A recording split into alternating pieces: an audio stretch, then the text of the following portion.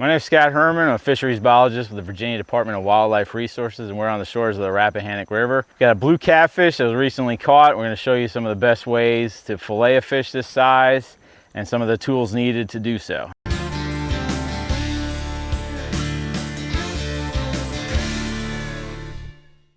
One of the big things with blue catfish, it's always best to eat some of the smaller ones. Try to stay away from those larger fish, pretty much 10 pounds and over.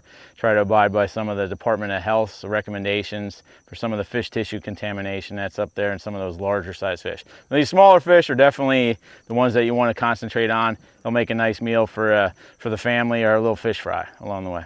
One of the big things with these guys, handle them, always watch out for those spines. Try my best here with my side cutters and clip this guy off. You know, that way it makes it a little bit easier when you're filleting the fish.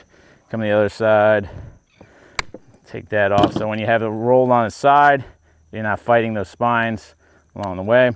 One of the biggest things I have with filleting fish, they have a thick rib cage here. So don't even worry too much about trying to get any meat from this side here.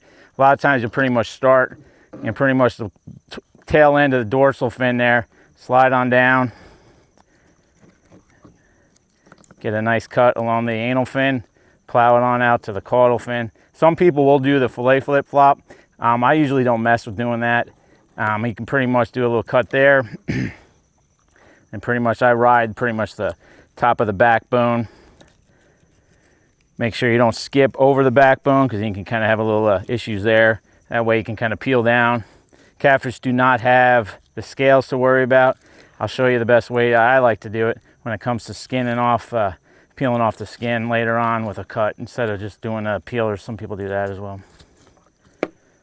Let me get a decent fillet there from that one side. Don't have the pin bones that other fish do have, so that makes it nice and easy because you're not losing any meat when you cut off the pin bones there. Because there aren't any on that fillet, but get a nice little peel here. Solid piece of meat. Nice fillet from the Rappahannock River. And it always helps to have a bucket of water. And kind of just, you can clean them out when you get home in the kitchen or whatever before you start cooking them. But you can get a decent fillet. That was awesome. Good fillet. After filleting the one side of the body, basically rotate on over. Pretty much similar cut on the other side.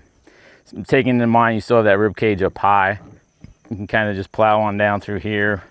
Kind of ride just above the anal fin. Slide your way up to the caudal. Slide on down. This is kind of one of those things where you don't have as much stability on the far side, but you can still ride that, basically the backbone, plowing on down. Kind of peel your way, kind of slicing along the way. That'll peel for the most part.